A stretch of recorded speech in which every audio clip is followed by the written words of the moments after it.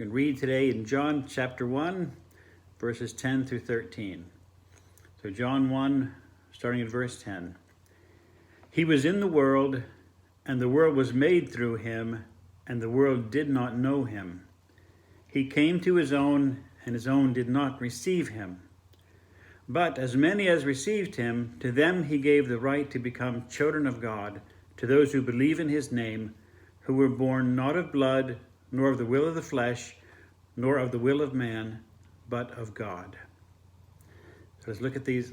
Look at these verses here. It says, he was in the world, which is an amazing thing, right? He was here in the flesh. Of course, he's always here. We know that he's omnipresent and he promises to always be with us, but this time was different. He was actually in this world. He put on humanity, the Bible tells us. He talked and walked with men. He was physical.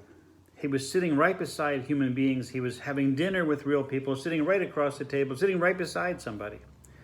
And he was here, talking and laughing, crying and feeling the pains that humans feel. He was here in this world of ours. So he knows what it's like for your back to ache. He knows what it's like to get a splinter in your finger. He knows what it's like to feel hunger and to be thirsty. He was here. He was actually and literally in our shoes. He knows personally what it's like to be you and me. He was here. He knows what it's like to feel pain in your heart. He knows our sorrows and our heartbreaks. He was here. And to me, this is truly big news. So he was in the world. He was right here in this world, interacting with men. He came to be one of us. He was here, just like us. It says he was in the world, and the world was made through him. So he's the maker of the world. He made this world perfect and beautiful. He gave it to us, and we broke it, but he came back to fix it. With his own hands, with his own creativity and imagination, and his own strength, he came to fix the world that he made.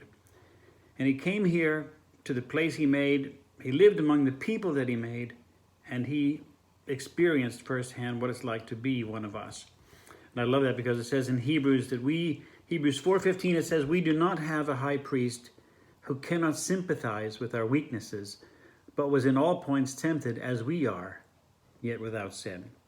So anything you go through, it says in all points, like as we are, he was tempted. Any difficulty you go through, any temptation you have to sin or to do what's not right, he knows that temptation. He experienced it himself, and he has sympathy on us because he went through that.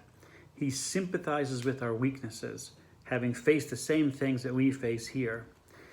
And that's valuable because often we don't sympathize with our own weaknesses, and even more often we don't sympathize with the weaknesses of others. And knowing how he went through what he went through, just like we're going through, and how he sympathized and sympathizes with us, should help us to sympathize with others as they're going through their difficulties. You know, he pities us and he feels for us. The mercy and patience he shows us are much more rich and deep because he went through it himself. It says the world was made through him, and the world did not know him. You know, among his own, in this world that he made, he was not recognized for who and what he is. The world did not know him. That's amazing, right? The world did not discern who he was. You know, and this inability to see who Jesus is, the inability to comprehend what he's worth, is caused by rejecting his light, right? It's caused by choosing darkness.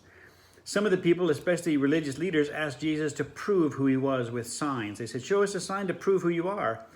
As if, you know, it was as if they could sense there was something important about him, but they just couldn't quite grasp it. And so they said, come on, give us a sign to show us who you really are. And in Matthew 16, it says this, Matthew 16, verses 1 through 4. Then the Pharisees and Sadducees came, and testing him, asked that he would show them a sign from heaven. He answered and said to them, when it's evening, you say it will be fair weather, for the sky is red. And in the morning it will be foul weather, for the sky is red and threatening. You hypocrites, you know how to discern the face of the sky, but you cannot discern the signs of the times. A wicked and adulterous generation seeks after a sign, and no sign shall be given it except the sign of the prophet Jonah. And he left them and departed. So he said to them, come on, it's pretty obvious what's going on here. You understand what's going on. You're kind of refusing to see what's really happening. And he says that it's a wicked and adulterous generation that seeks a sign. Why did he say that? What does that mean? He said it means because they're wicked and spiritually adulterous, they're choosing darkness rather than light. They're not wanting him, they're wanting something other than him. They could have the light, they could have discernment, but they choose darkness and confusion instead. It's kind of crazy how mankind can do this. It's like being inside your own house and you turn all the lights off because you choose darkness instead of light. Now you can't see what you're doing. You can't find anything. Maybe you reach around with your hands and you find some object in the dark, but you can't see it because it's dark. You demand to know the color of the object, but you refuse to turn on the light and see. And the world was made through him, the Bible says, and the world did not know him. He came to his own. Again, I love that he came. He was here. He did not leave us to die in darkness and shame. He had pity on us and he came. He had compassion. He came to visit us. And this is how he thinks of us too, as his own. It says he came to his own. I love that. This shows how he thinks of us. We belong to him. We are his own. That's a comforting thought, right? We needed him and he came to us. And the choice of words here is not accidental, right? It says that he came to his own. The whole Bible is kind of like a love letter from God to man. He truly thinks of us as his own dear ones. But the harsh part of the story is he came to his own and his own did not receive him. His own did not receive him. And that is, they didn't welcome him, they didn't enjoy him, they didn't desire him once they saw him. The word receive here, he came to his own, he did not receive them. The word receive means to welcome with favor. So they did not receive him with favor. They didn't particularly like him, and they didn't welcome him. The themes of reception and rejection of Jesus appear over and over throughout the book of John. So we'll see this again many times. He is basically rejected by men. But then the good part, he says, but as many as received him, to them he gave power to become children of God. He came to his own didn't receive him, but some did receive him, and those who received him, he gave them the power and the right to become the children of God. So we see there is reception of him and rejection of him taking place all the time. His own did not receive him. One group of people, no doubt the largest group by far, did not receive him. But some, a smaller group of people, did receive him. So when Jesus comes to the world that he made, most of the people reject him. That's only a small amount who receive him. And he has a way of separating people into these two groups, right? The receivers and the rejectors. Someone recently told me that they believe that anything that is from God creates unity. I was actually kind of surprised to hear them say that because the exact opposite of what they said is the real truth. Jesus doesn't always bring unity among men. Sometimes he brings trouble.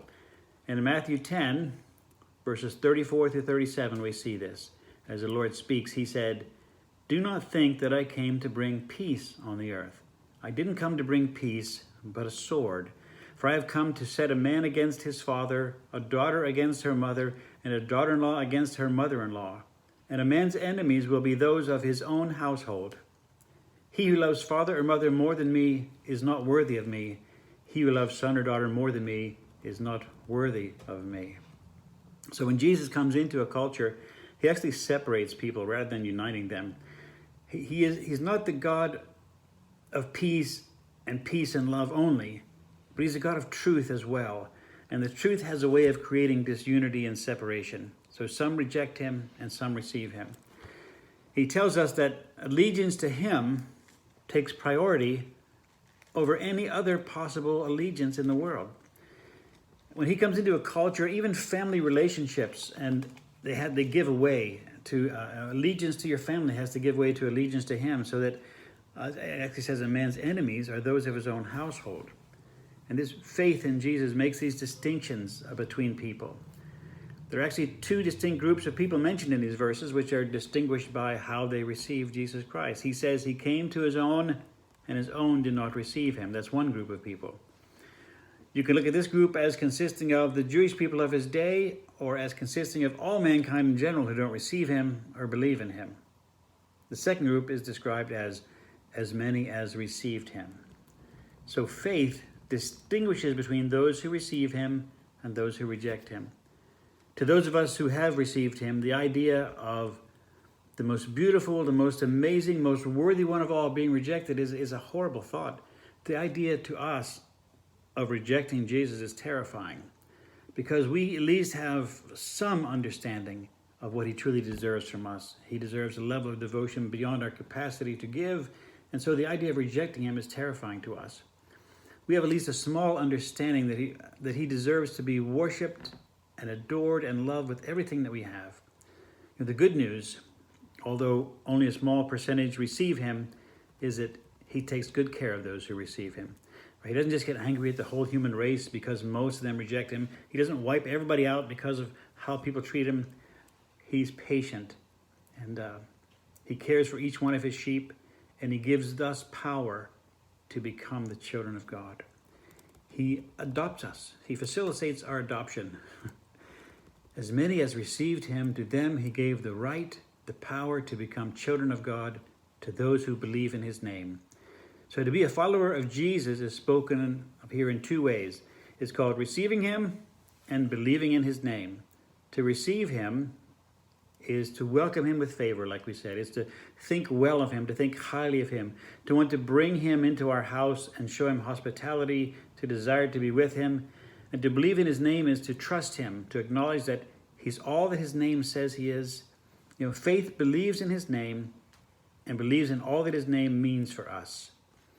His name is Jesus Christ. Amen. Amen.